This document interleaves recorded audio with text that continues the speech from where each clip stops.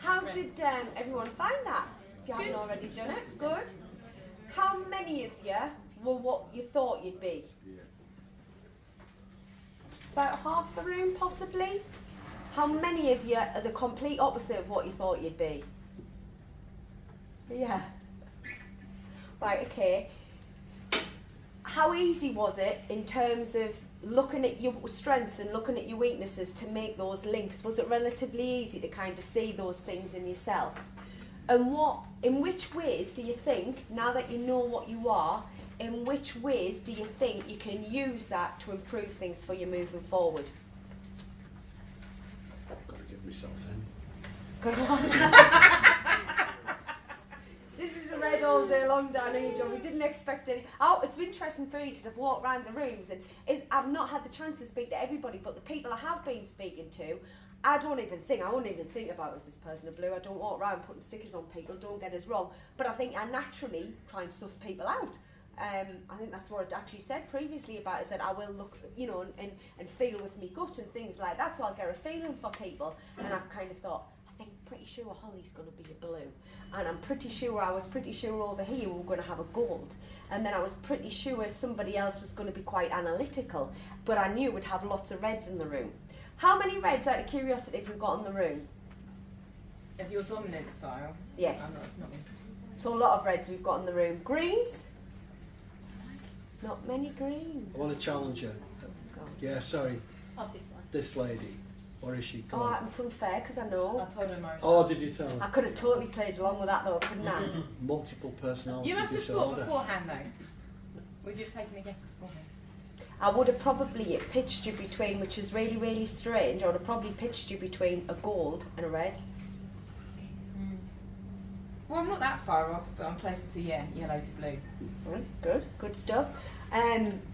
So, from what I took from that is understanding my strengths and going, yeah, I agree with that, I am doing that, and I'm going to do more of that. But what I also did was, off the back of that, is understand my weaknesses and looked at how I can improve on that.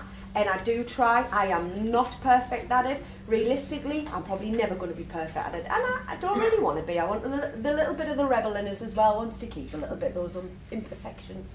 But however, what I won't allow it to do is impact us. Now, funnily enough, we talked about this down here. If you were to look now at some of those decisions that you make from a work environment, what some of you might find is if you make decisions from a professional perspective, you might come out differently again, because what that shows is we can act differently at work and think differently at work than we do actually in our personal lives. So it's a nice bit of fun for us to do today. It's definitely nice to understand why you are the way you are and what you can do with it and how you can manage yourself better. But I think what you should be considering is how you could use this in your business moving forward, because it will definitely add value. And again, when we talked about learning styles, one of the things that we talked about getting value from is your staff understanding that you want to invest in them by wanting to get to know them more, what makes them tick. Actually, that does exactly that. So, what are the key elements of a one-to-one? What have we talked about so far? Communication. Anything else? Target. Sorry? Target. Targets, yeah, perfect. Structure. Preparation. Consistency. Approach. Yeah, fantastic. For your one-to-one template, keep it KPI focused, so keep it results focused. Target based. Use your skill and competency and attitudes though, that's got to form part of your one-to-one and should form part of your one-to-one. Think about your approach, so again, how am I going to get the information out of them that I want? How am I going to get the response? How am I going to get engagement? Asking more questions, that should be the approach that you're thinking about. Think about the skill set that's required and then demonstrating the skill set. And attitude also, as we've talked about, is equally important.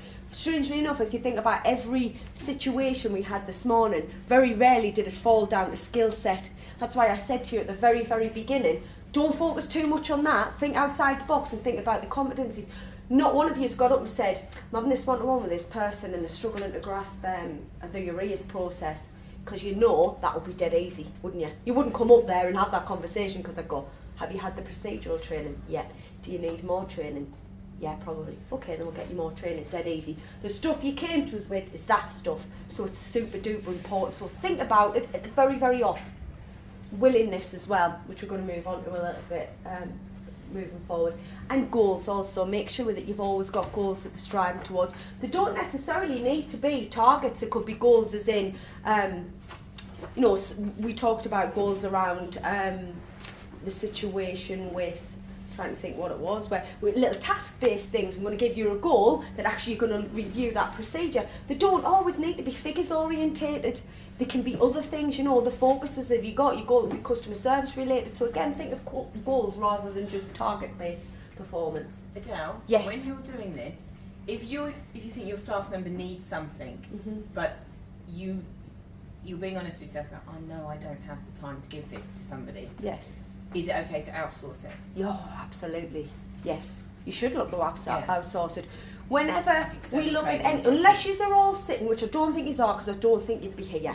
Unless you are all sitting, twiddling your thumbs, right? You should always look to outsource it, because your time is usually better spent elsewhere. So if you can outsource it and delegate it, do that. We're also going to empower people by doing that. You'll hear me use that word a lot. You were, by giving somebody else, by delegating some training to somebody else, some coaching to somebody else, you're empowering them. You're telling them you're very good at it. You're so good at it. You could actually train somebody else on it. It's nothing more. No, I meant more like external training. So, for example, my valuer, I think he needs some improvement on doing valuations. Nice guy, can build rapport, but there's clearly some structure missing from his valuation style.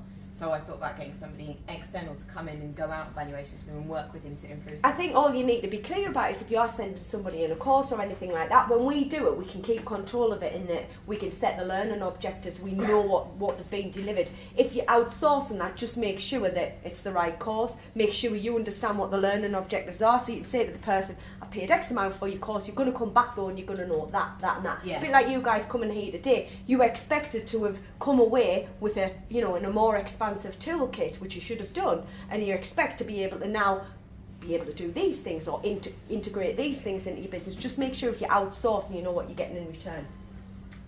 Don't ever underestimate the power of asking for feedback. I spoke about this potentially yesterday. Within your one-to-one, the question should always be asked without fail. Is there anything I could do better for you? Is there a better way in which I could manage you?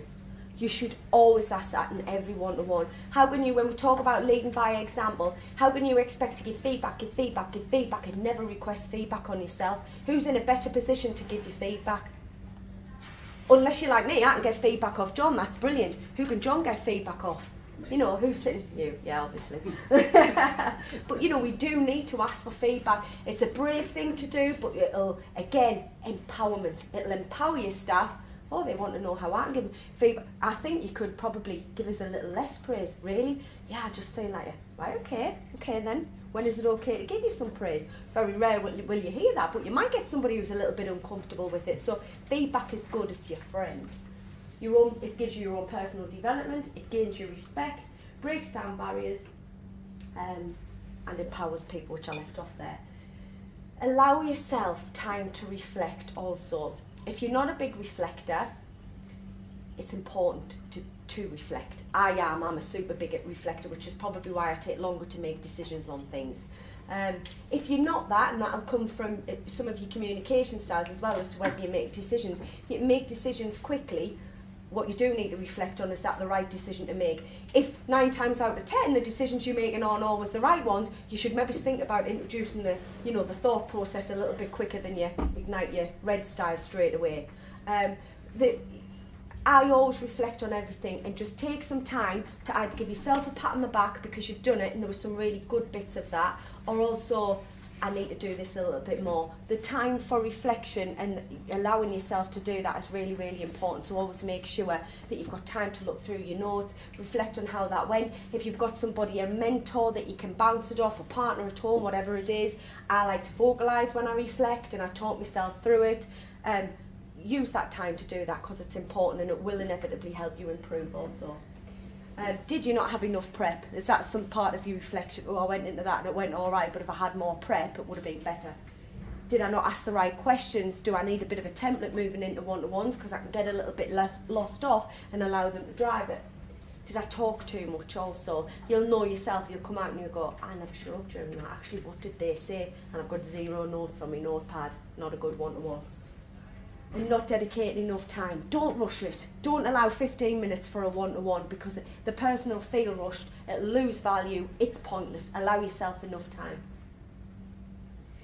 A little quick task for the end. If you can identify 3 ways in which you'll use the communication analysis today to benefit you in your role. Yeah? 5 minutes? Thank you.